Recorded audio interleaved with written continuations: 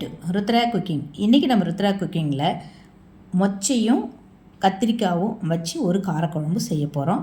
அது எப்படி சேர்த்து நம்ம வீடியோக்குள்ளே போய் பார்க்குறதுக்கு முன்னாடி நம்ம சேனலை மறக்காமல் சப்ஸ்கிரைப் பண்ணிக்கோங்க.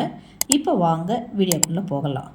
நான் இந்த காரக்குழம்பு செய்யறதுக்கு 2 தக்காளி, 1 பவுல் மொச்சை, வேக வச்ச மொச்சை எடுத்து வச்சுருக்கேன். 50 கிராம் பூண்டு, 150 கிராம் சின்ன வெங்காயம், பலாப்பழம் வாங்கினா அதில் இருந்த விதைகள் அதையும் எடுத்து வச்சுருக்கேன். ஒரு 4 கத்திரிக்காய். இதை வச்சு தான் நம்ம காரக்குழம்பு செய்ய போகிறோம். இப்போ நான் ஒரு வானல் வச்சுட்டு ஒரு 50 ml இருக்கிற மாதிரி எண்ணெய் சேர்த்துக்கோங்க. இந்த காரக்குழம்புக்கு எப்பயுமே எண்ணெய் அதிகமாக தான் தேவைப்படும். எண்ணெய் சேர்த்துட்டு அதுவும் கூட கடுகு, வெந்தயம் ரெண்டையும் சேர்த்துக்கோங்க. வெந்தயம் ரொம்ப வாசனையாக இருக்கும். இப்போ இது ரெண்டுமே நல்லா பொரிஞ்ச பிறகு வெங்காயம் எடுத்து வச்சுருக்கு இல்லையா, அதை சேர்த்துக்கோங்க. பூண்டு, அப்புறம் தக்காளி, இதையெல்லாம் சேர்த்து கொஞ்சம் நல்லா வதக்கணும். இது கொஞ்சம் வதங்கின பிறகு அதுவும் கூட நம்ம கட் பண்ணி வச்சுருக்கிற கத்திரிக்காயை சேர்த்துக்கலாம். இப்போ கத்திரிக்காய் சேர்த்த பிறகு நம்ம அங்கே அந்த பலா விதை உரித்து வச்சுருக்கோம்ல, அதையும் இதுவும் கூட சேர்த்துக்கலாம். மொச்சை நான் நைட்டே தண்ணியில் ஊற வச்சு காலையில் வேக வச்சுட்டேன். அதில் ஒரு பவுல் எடுத்து இதுவும் கூட நம்ம சேர்த்துக்கலாம். இப்போ இது எல்லாம் சேர்த்து கொஞ்ச நேரம் நல்லா வதங்கட்டும். இந்த மொச்சையும் கத்திரிக்காயும் சேர்ந்த காரக்குழம்பு செஞ்சால் அவ்வளோ டேஸ்ட்டாக இருக்கும். வீடே மணமணக்கும். நீங்கள் எவ்வளோ செஞ்சு வச்சுருந்தாலும் காலி ஆகிடும்.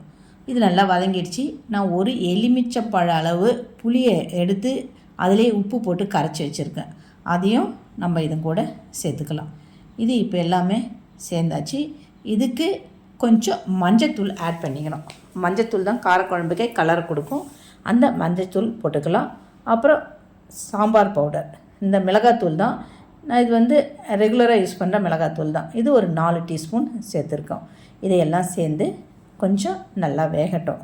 இதுக்கு டேஸ்ட்டு தரணும். எப்பயுமே காரக்குழம்புக்கு கொஞ்சம் டேஸ்ட்டுக்கு 1 டீஸ்பூன் சர்க்கரை சேர்த்துக்கணும். சர்க்கரை சேர்த்தா தான் அது டேஸ்ட்டாகவே இருக்கும். இப்போ எல்லாமே சேர்த்து கொஞ்சம் நல்லா வேகட்டும். அந்த புளி தண்ணி ஊற்றிருக்கோம், மஞ்சத்தூள், மிளகாத்தூள் போட்டு அந்த பச்சை வாசனை வராத வரைக்கும் நல்லா வெந்து மேலே அப்படியே எண்ணெய் பிரிகிற அளவுக்கு நல்லா வெந்துடுச்சுன்னா காரக்குழம்பு ரெடி ஆகிடுச்சு. கடைசியாக இதுக்கு மேலே மல்லித்தழையும் கருவேப்பிலையும் தூவிட்டோம்னா அருமையான காரக்குழம்பு ரெடி ஆகிடுச்சு. வீடை மணமணக்கும். இந்த காரக்குழம்பு செஞ்சால் இது எவ்வளோ செஞ்சு வச்சாலும் காலி ஆகிடும். இப்போ இது ஒரு பாத்திரத்தில் நம்ம மாற்றி வச்சுக்கலாம். சுட சுட சாதம் வச்சு அதில் இந்த காரக்குழம்பை சேர்த்து சாப்பிட்டோம்னா அவ்வளோ ருசியாக அருமையாக இருக்கும். செம்ம டேஸ்ட்டு இந்த காரக்குழம்பு. நீங்களும் இது வீட்டில் ட்ரை பண்ணி பாருங்கள். மறக்காமல் நம்ம சேனலை சப்ஸ்கிரைப் பண்ணிக்கோங்க. சமையல் பண்ணுங்கள். ரொம்ப ரொம்ப சந்தோஷமாக இருங்க. இந்த வீடியோ பிடிச்சிருந்தா உங்கள் ஃபேமிலி அண்டு ஃப்ரெண்ட்ஸுக்கு ஷேர் பண்ணுங்கள். நன்றி, வணக்கம்.